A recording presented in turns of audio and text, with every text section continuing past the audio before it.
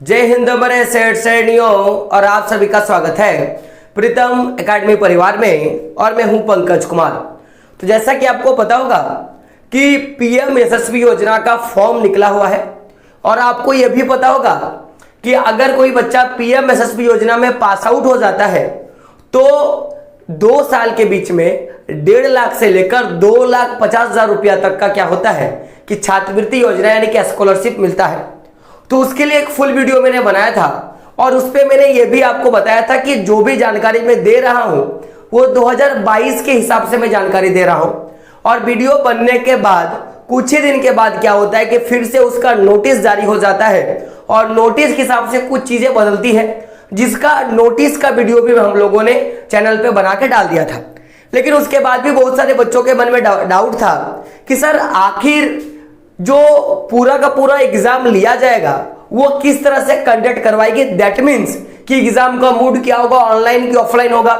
Sir exam में questions किस प्रकार के पूछे जाएंगे, सर टोटल सीट्स कितने होंगे और साथ ही साथ सर एग्जाम में जो क्वेश्चन पूछे जाएंगे वो हिंदी लैंग्वेज में होगा कि इंग्लिश लैंग्वेज में होगा। सर टाइप्स ऑफ क्वेश्चंस क्या होगा, आप ये बताइए कि एग्जाम का डेट कब है। और बच्चों का ये भी सवाल था कि सर कितने नंबर लाएंगे कि पास हो जाएंगे। और सर लास्ट में बच्चों का जो सबसे ज्यादा पूछा गया सवाल था कि सर सिलेबस क्या होगा। तो मैं बताऊं कि जो नया जो पूरा का पूरा नोटिस आया है मैं उसके हिसाब से वीडियो में ले रहा हूं।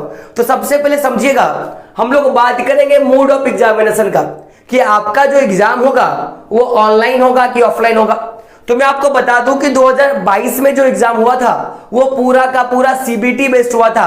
That means computer based test हुआ था। किस पे हुआ था? सीबीटी से लिया गया था, कंप्यूटर बेस्ड टेस्ट लिया गया था। लेकिन 2023 में जो आपका एग्जाम होगा वो पेन पेपर मूड बेस्ड होगा। पेन पेपर मूड बेस्ड यानी कि आप ओएमआर सीट पे दोगे, यानी कि आपका जो एग्जाम होगा वो कैसा होगा? ऑफलाइन आपका एग्जाम होने वाला। एग्जाम कैसा होगा? आपका ऑफलाइन होगा, यानी कि आपकी सेंटर दी जाएगी, सेंटर में आपको जाना है और आपको एक ओएमआर सीट दिया जाएगा। आपको पता होगा जिसमें ऐसे करके क्या होता है, 4 ऑप्शंस होते हैं। 4 ऑप्शंस में जो सही होगा उसको क्या करना होता है, आपको घेर के आना होता है। तो पूरा का पूरा पेन पेपर मोड पे बेस्ड होगा। तो मैं आपको बता दूं, अभी से मैं बता देता हूं कि जब आप एग्जाम देने जाओगे तो आपको प्रेफरेंस करना है ब्लैक पेन पे। किस पे करना है? ब्लैक पेन को ही आपको क्या करना है, लेके जाना है। अब बच्चों का सवाल था कि सर जो क्वेश्चंस पूछे जाएंगे वो लिखने वाला होगा कि कैसा होगा। तो मैंने जब ओएमआर सीट पे बताया ही है तो आपका एग्जाम क्या होगा, ऑब्जेक्टिव टाइप होगा। विथ में बात करूंगा एमसीक्यू यानी कि मल्टीपल चॉइस क्वेश्चन का। तो ऐसा मैंने क्यों बोला कि सर ऑब्जेक्टिव टाइप का क्वेश्चन होगा विथ एमसीक्यू, यानी कि जिसमें एमसीक्यू पूछा जाएगा। ऐसा पूछने का कारण है, देखिए ऑब्जेक्टिव क्वेश्चन 3-4 तरह के होते हैं। एक जिसमें आपका 1 लाइनर होता है, एक वाक्य में जिसका आंसर देना होता है, एक आपका क्या होता है, एक शब्द में आंसर देना होता है, और एक आपका क्या होता है जिसको हम लोग क्या बोलते हैं, एमसीक्यू बोलते हैं। तो 3 तरह के क्वेश्चन जो होते हैं ऑब्जेक्टिव टाइप के क्वेश्चन पूछे जाते हैं। तो आपका जो क्वेश्चन पूछने का तरीका होगा वो क्या होगा, एमसीक्यू, यानी कि कोई भी एक क्वेश्चन है जिस क्वेश्चन में 4 ऑप्शन होंगे, ए बी सी और डी, 4 ऑप्शन होंगे और जिसमें से आपको क्या करना है, सही का आपको टिक लगाना है। आप देख सकते हो मैंने टाइप ऑफ क्वेश्चंस में मैंने बताया कि आपका एमसीक्यू होगा जिसमें से आपको हर एक क्वेश्चन में 4 ऑप्शन दिए जाएंगे और जिसमें से जो ऑप्शन सही होगा केवल एक ऑप्शन करेक्ट होगा और उस सही वाले ऑप्शंस को क्या करना है, ओएमआर सीट पे आपको घेर के आना है। अब बच्चों का सवाल था कि सर जो एग्जाम लिया जाएगा क्या उसमें नेगेटिव मार्किंग है क्या? अब नेगेटिव मार्किंग होता क्या है भाई, तो आपने जितने भी क्वेश्चन का आंसर दिया है अगर उसमें से कुछ क्वेश्चंस गलत हो जाते हैं तो क्या सर गलत क्वेश्चंस का आंसर का, गलत क्वेश्चंस का नंबर जो है कटेगा क्या? तो नहीं, आपका जो एग्जाम है वो किसी भी तरह से आपका नेगेटिव मार्किंग शो नहीं करता, यानी कि आपका exam negative marking based on नहीं है। यानी कि आप अगर चाहो तो आप अंदाजे भी आंसर लगा के यानी कि तुक्का मार के आ सकते हो और अगर भगवान की मर्जी हो और अगर आपका लक अच्छा है तो आप आराम से नंबर ला सकते हो। लेकिन तुक्के पे नहीं जाना है बल्कि क्या करना है, आपको पढ़ाई ही करना है। अब बच्चों का सवाल था कि सर आप ये बताएं कि टोटल टाइम ड्यूरेशन कितना, एग्जाम में टोटल कितना समय दिया जाएगा? तो टोटल 150 मिनट का समय होगा, टोटल 150 मिनट का समय दिया जाएगा। घंटे में बात करूं तो लगभग क्या टोटल आपको 2.5 घंटा यानी कि 2 घंटा 30 मिनट का क्या लगेगा आपको समय जो है आपको एग्जाम में देने वाला है। अब बहुत सारे बच्चों का सवाल था कि एग्जाम लेगा कौन, तो एनटीए यानी कि नेशनल टेस्टिंग एजेंसी जो है आपका पूरा का पूरा एग्जाम जो है कंडक्ट करवाएगी। अब आगे सवाल पे बात करते हैं। बच्चों का सवाल था कि सर आप ये बता दें हमें कि सर जो पेपर पूछा जाएगा वो पेपर में जो क्वेश्चन होगा वो क्वेश्चन हिंदी मीडियम से होगा कि वो पेपर जो इंग्लिश मीडियम से पूछा जाएगा, यानी कि पेपर में जो क्वेश्चन आएगा वो हिंदी से होगा कि इंग्लिश से होगा। तो मैं आपको बता दूं कि जो आपका पेपर जो है पूछा जाएगा वो आपको हिंदी से भी पूछा जाएगा और इंग्लिश से भी पूछा जाएगा, यानी कि आपके पास जो क्वेश्चंस दिए जाएंगे माय डियर फ्रेंड वो सारे के सारे इंग्लिश और हिंदी दोनों ही तरीके के क्वेश्चन पूछे जाएंगे। मतलब समझिएगा कि अगर एक नंबर का क्वेश्चन है यहाँ पे अगर इंग्लिश से दिया हुआ है, क्वेश्चन किससे दिया हुआ है, इंग्लिश से, तो फिर यही वाला क्वेश्चन जो है आपको हिंदी से भी देखने के लिए मिलेगा। क्या मिलेगा? हिंदी से देखने के लिए मिलेगा। और इसके लिए भी 4 ऑप्शन होगा, तो या तो आप हिंदी पढ़कर आंसर दो या तो आप इंग्लिश पढ़कर आंसर दो। लेकिन एक बात याद रखिएगा जो मैं आपको बता दूं कि अगर कोई भी ऐसा एग्जाम होता है जिसमें आपको हिंदी और इंग्लिश दोनों तरह के क्वेश्चन पूछे जाते हैं, जिसमें एक क्वेश्चन आपका हिंदी से भी रहेगा और वही क्वेश्चन आपको इंग्लिश में ही देखा जाएगा, तो कभी कभी होता क्या है कि मान लिया जाए कि कोई क्वेश्चन है जो इंग्लिश पे लिखा गया है। अब जो क्वेश्चन टाइप करने वाला होता है वो थोड़ा कोढ़िया टाइप का होता है। वो करता क्या है कि यही वाला जो क्वेश्चन उसको ट्रांसलेट करता है और ट्रांसलेट करने के बाद क्या करता है उसको हिंदी में कन्वर्ट कर देता है। क्या करता है? हिंदी में कन्वर्ट कर देता है। तो जब Hindi to English to Hindi किया जाता है तो कहीं ना कहीं कभी ना कभी क्या होता है उसमें सेंटेंस की कुछ ना कुछ कमियां हो जाती है, गड़बड़ी हो जाती है, त्रुटि हो जाती है, जिसके कारण आपको इंग्लिश में उसका ऑप्शन तो सही लगेगा लेकिन हिंदी में उसका ऑप्शन क्या होता है आपको गलत लगेगा। और इसी कारण से बहुत बच्चे क्या करते हैं कि मान लिया जाए कि इंग्लिश में पढ़ने से ऑप्शन नंबर ए सही होगा, लेकिन जब आप हिंदी पढ़ रहे हो तो ऑप्शन नंबर बी हो सकता है कि आपको सही लगेगा। तो उस दौरान क्या होगा कि जो बच्चे हिंदी पढ़ रहे हैं वो लोग हिंदी वाले पे टिक लगा देंगे ऑप्शन नंबर बी, और जो बच्चे इंग्लिश में पढ़ रहे हैं उनका लगा देगा, वो लोग क्या लगाएगा? ए। तो अब बच्चे एग्जाम देके आने के बाद क्या बोलेंगे? सर मैंने तो उस वाले क्वेश्चन का ए नंबर लगाया था, जो इंग्लिश वाले जो सब क्वेश्चंस को पढ़ के एग्जाम दे रहे होंगे, जो हिंदी का क्वेश्चन पढ़ के एग्जाम दे रहे होंगे उन्होंने बी लगा दिया। तो अब आके पूछेंगे कि सर कौन सा सही है? तो मैं आपको बता दूं कि ऐसी कंडीशन में जो इंग्लिश वाला होगा वो सही होता है, क्योंकि समझिएगा कि जब भी एग्जामिनेशन ली जाती है तो उस समय वो लोग बता देता है कि देखिए हो सकता है कि ट्रांसलेशन मिस्टेक हो जाए, तो इसी के कारण उस समय जो पूरा का पूरा जो मायने होगा वो इंग्लिश वाले क्वेश्चंस का जो पूछा गया जो सवाल है और उसका जो आंसर है वही करेक्ट माना जाएगा। तो जो बच्चे थोड़ा बहुत इंग्लिश पढ़ना जानते हैं या समझना जानते हैं वो क्या करें, पहले तो भाई हिंदी को पढ़े, उसको समझ ले और देन फिर इंग्लिश को पढ़कर समझे, ताकि गलत होने का चांसेस क्या होगा बहुत ही ज्यादा कम हो जाएगा। लेकिन जो बच्चे इंग्लिश से एग्जाम देंगे उनका तो कोई दिक्कत नहीं होगा। तो आपका यहाँ पे जो पूछा जाएगा पेपर जो होगा मीडियम्स ऑफ क्वेश्चंस पेपर क्या होगा, हिंदी और इंग्लिश दोनों में ही आपको पेपर जो है देखने के लिए आपको मिलेगा। अब बच्चों का सवाल था सर टोटल सीट कितनी है?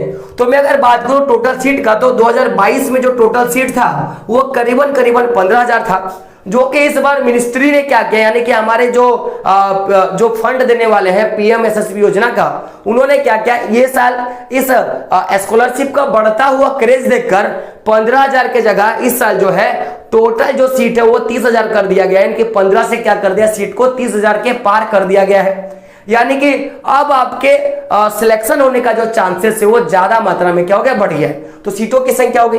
अब बच्चों का सवाल था कि सर सिलेबस क्या है, सिलेबस के बारे में बात करते हैं। तो सबसे पहले एक बात आप मैंडेटरी याद रखिएगा कि आपका जो एग्जाम का लेवल क्या है। आप क्या कर रहे हो कि आपका जो पूरा का पूरा ये जो छात्रवृत्ति योजना का जो परीक्षा है वो 2 लेवल पे हो रहा है। एक आपका लेवल है क्लास 9 और एक लेवल है आपका क्लास 11। यानी कि ऐसे बच्चे गौर करना, यहाँ पे भी बहुत सारे बच्चों का सवाल आया था कि सर आखिर परीक्षा जो है वो कौन देगा, यानी कि मैं 10 क्लास में हूं तो क्या मैं परीक्षा दे सकता हूं? सर मैंने 12 कर लिया क्या मैं परीक्षा दे सकता हूं? तो मैं आपको बता दूं, ध्यान से समझिएगा कि जो बच्चे 9th में अभी वर्तमान में पढ़ रहे हैं, यानी कि 2023 में जो बच्चे किसमें 9th में है वो सारे बच्चे अप्लाई कर सकते हैं, और जो बच्चे 2023 में क्लास 11 में है वो बच्चे क्या कर सकते हैं, अप्लाई कर सकते हैं।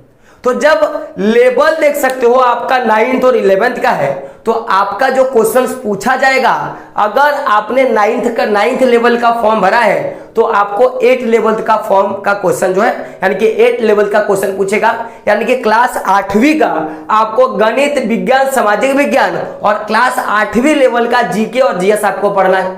अगर आप क्लास 10th 11th में अगर 11th के लेवल से आप अगर फॉर्म भर रहे हो तो क्लास 10th का आपको गणित, विज्ञान, सामाजिक विज्ञान और जीके या जीए आपको पढ़ना है। मैं आपको फिर से बता दूं कि आप अगर क्लास 9th लेवल का फॉर्म भर रहे हो जिसमें आपको पता होगा कि एक साल में 75,000 और दूसरे साल में आपका 75,000 यानी कि कुल मिला के आपको 1.5 लाख का स्कॉलरशिप मिलेगा।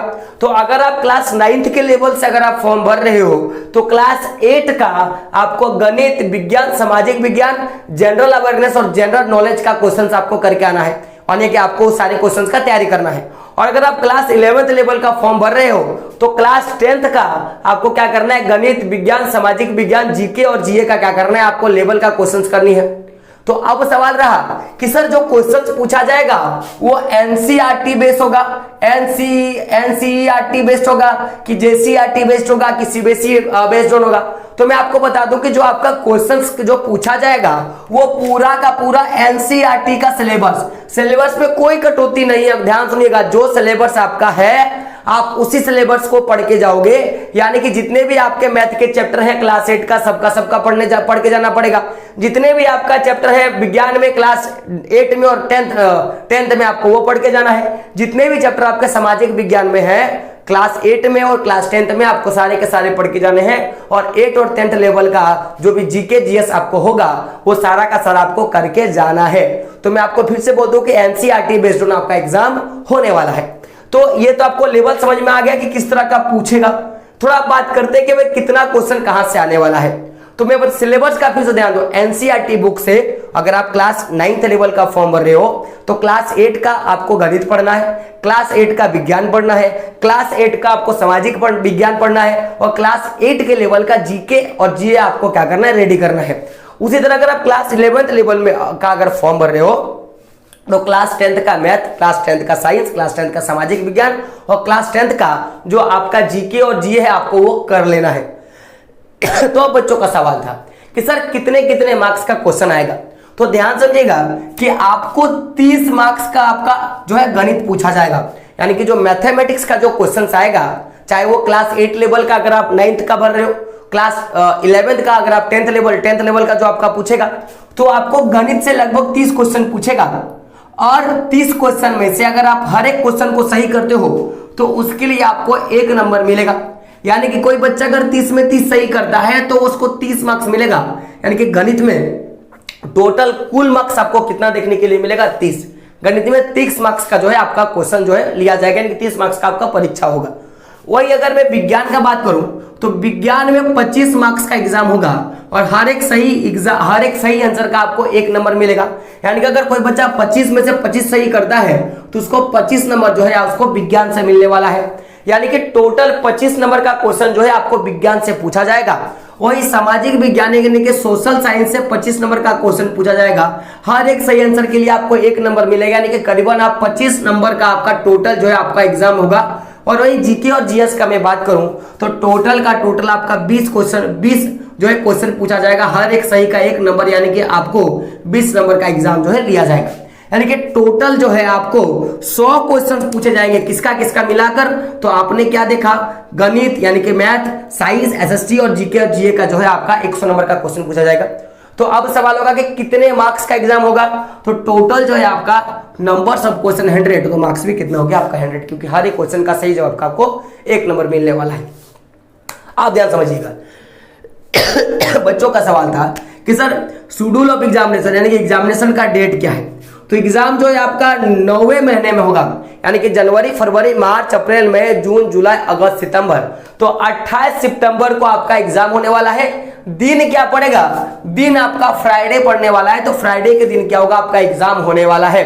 तो ये तो टोटल का टोटल मूड ऑफ एग्जामिनेशन का बात कर लिया। अब एक सबसे बड़ा सवाल कि सर क्वालिफिकेशन मार्क क्या है, यानी कि अगर हमको पास करना है तो कितना नंबर लाना पड़ेगा। तो मैं आपको बता दूं कि आपको लगभग मुझे जहां तक लग रहा है कि 2 एग्जाम आपका लेगा। एक राउंड 1 का एग्जाम लेगा, एक आपका राउंड 2 का एग्जाम लेगा। तो राउंड 1 में सिलेक्शन करने के लिए टोटल 100 मार्क्स का आपको 35% लाना होगा। तो अगर मैं 100 मार्क्स का 35% लाऊंगा तो 100 मार्क्स का 35% यानी कि आपको 35 नंबर लाना पड़ेगा।